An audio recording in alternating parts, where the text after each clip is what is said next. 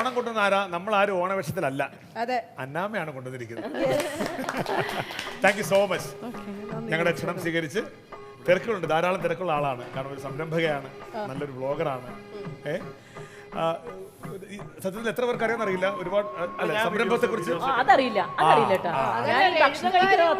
അതറിയോ, ഒരു എഴുത്തുകാരി കൂടിയാ. എഴുതിയിട്ടുണ്ട്, അതിനെ കുറിച്ച് എനിക്കറിയാം, ഞാൻ വായിച്ചിട്ടുണ്ട്. ഒത്തിരി യാത്ര ചെയ്യാറുണ്ട്, നമ്മൾ ഒരുമിച്ച് യാത്ര ചെയ്തിട്ടുണ്ട്. നാദറിനെ ഒത്തിരി നാളെ മുമ്പേ അറിയാം. എഴുത്തുകാരിയാന്ന് പറഞ്ഞു, അപ്പൊ അതിനെ കുറിച്ച് പുസ്തകം അങ്ങനെ ഫോണിൽ മാത്രം എഴുതിക്കൊണ്ടിരുന്ന ഒരാളായിരുന്നു. അപ്പോൾ ഒരു കുട്ടീനെ പഠിപ്പിക്കേണ്ട ഒരു സിറ്റുവേഷൻ വന്നപ്പം നമ്മളത് ആ കുട്ടീനെ കൊണ്ട് ഞാൻ മലയാളം എഴുതി, ആ കുട്ടി അതിന് ഇംഗ്ലീഷ് എഴുതി, യെസ്. എന്നിട്ട് ആ കുട്ടിക്ക് പഠിക്കാനുള്ള ഒരു തുകയായിരുന്നു.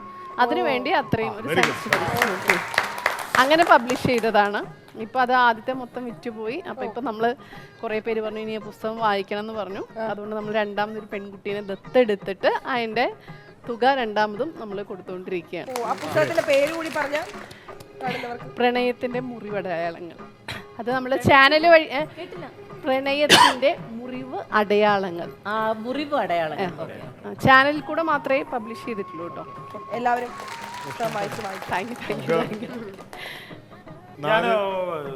മാഡത്തിന്റെ ഒരുപാട് അന്നമ്മന്ന് വിളിക്കാം. ഞാൻ അന്നമ്മയുടെ ഒരുപാട് വീഡിയോസ് കണ്ടിട്ടുണ്ട്. അപ്പൊ ഒരു ഡൗട്ട് ചോദിക്കാനുള്ളത്, ഈ ഫുഡ് കഴിക്കുമ്പോ ഭയങ്കര രസമായിട്ട് ഇങ്ങനെ സൗണ്ട് ആസ്വദിച്ച് ഇങ്ങനെ പറയുന്നവര് വളരെ കുറച്ചാണ് കേട്ടോ. നിങ്ങൾ പറയട്ടെ. അല്ല, ഞാൻ അതൊരു ശൈലിയാണോ? അതെ അതെ അതെ അതെ തീർച്ചയായിട്ടും. അതായത് നമ്മൾ ശരിക്കും ഒരു കുഗ്രാമത്തിലാണ്. നമ്മൾ ബേസിക്കലി കൃഷിക്കാരാണ്, നമ്മുടെ ചുറ്റുമുള്ളവരും കൃഷിക്കാരാണ്. ഞങ്ങൾ ശരിക്കും മണ്ണിന്റെ മക്കൾ എന്ന് പറയാൻ അഭിമാനം കൊള്ളുന്നവരാണ്. അപ്പൊ ഞങ്ങൾ മണ്ണിൽ പണിയെടുക്കും, കഷ്ടപ്പെട്ട് വേർത്ത് കുടിച്ച് വന്ന് നമ്മൾ കപ്പയും ചേനയും ചെയ്യുമ്പോൾ നമ്മുടെ പറമ്പിൽ നിന്ന് തന്നെ ഉണ്ടാക്കി കാന്താരി രുചിയോടെ കഴിക്കും. വിശപ്പ് തീർച്ചയായിട്ടും നമുക്ക് ഇവിടെ കഴിക്കാനുള്ള ഒരു അവസരം ഉണ്ടെങ്കിൽ. വളരെ ചുരുക്കം പേര് മാത്രമാണ് ഇങ്ങനെ അപ്രീഷിയേറ്റ് ചെയ്യാറുള്ളതെന്ന് പറഞ്ഞു. അപ്പൊ നെഗറ്റീവ് കമന്റ്സ് ധാരാളം വരുന്നുണ്ടെന്നല്ലേ? അത് വേറെ ഒന്നിനെ കുറിച്ചും ആർക്കും നെഗറ്റീവ് ഇല്ല. അതായത് ഇപ്പൊ നമ്മള് പലരുടെയും ചാനലിൽ പലർക്കും ഒരുമിച്ചിരുന്ന് കാണാൻ പറ്റില്ലല്ലോ.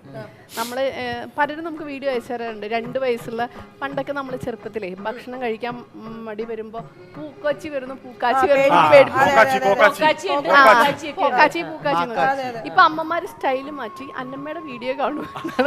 അതായത് കുട്ടികളെ കൊതിപ്പിച്ചിട്ട് പണ്ട് ഭയപ്പെടുത്തിയാണ് കഴിപ്പിക്കുന്നതെങ്കിൽ ഒത്തിരി പേര് വീഡിയോ അയച്ചു തരാറുണ്ട്, നമ്മൾ ചാനലിൽ ഇടാറുണ്ട്. അപ്പൊ ഒരു 2 വയസ്സ് മുതൽ ഒരു 90 വയസ്സ് വരെ കാണുന്നവർക്ക് ഒരുമിച്ച് കുടുംബസമേതം ഇരുന്ന് നമ്മളുടെ വീഡിയോ കാണാം.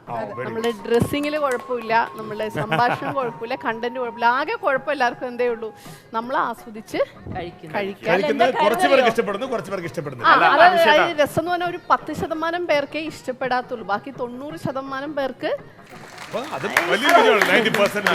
അതിനിടയ്ക്ക് എനിക്ക് പറയേണ്ടതല്ലോ, ഞാൻ അത് പറയാൻ ഇവന് പറഞ്ഞപ്പോൾ ഞങ്ങൾ സംസാരിക്കുന്നത് നമ്മളെപ്പോഴും ഈ ഫുഡ് കഴിക്കുമ്പോൾ എല്ലാവരും ഭയങ്കര സ്റ്റൈല് നോക്കും.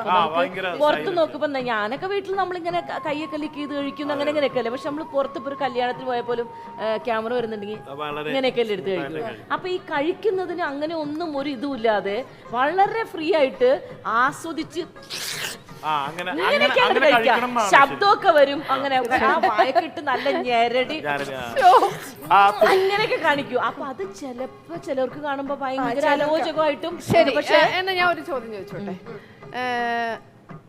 നന്നായിട്ട് അഭിനയിക്കുന്ന ആളാണ്. നമ്മളൊക്കെ എന്താ പറയാ, സിനിമ കാണാൻ തുടങ്ങിയ നാള് മുതൽ ബീന ഉണ്ട്.